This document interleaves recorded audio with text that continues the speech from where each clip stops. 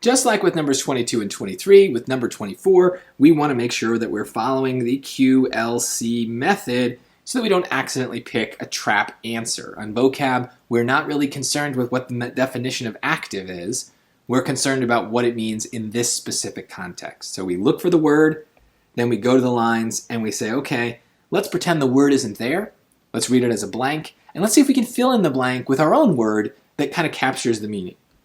So in this case, they say, these names, Hakan Olason and his Gothenburg University colleagues Eik Valebo and Johan Westberg, rough, wondered if slow fibers responsive to gentle pressure might be blank in humans as well as in other animals.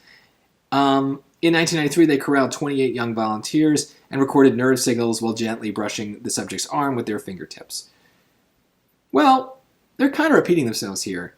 If slow fibers responsive to general pressure might be responsive is maybe my guess for what might be in that blank, what active might mean.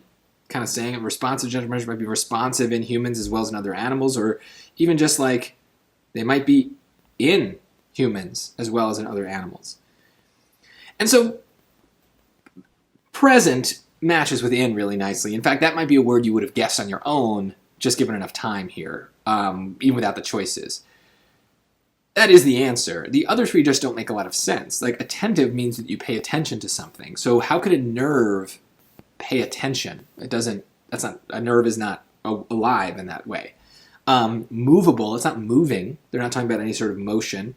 And restless, well, like a person can be restless because they have low attention span, but a nerve really can't be.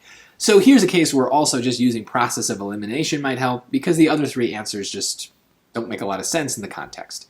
But I always want to treat every question like it's going to be a hard question so that I'm not caught off guard and I'm using the right process no matter what. If it's easy, great. I maybe wasted a couple seconds using a process that's more thorough, but if it's hard, I prevent myself from falling for a trap. So always use the process, no matter what the situation.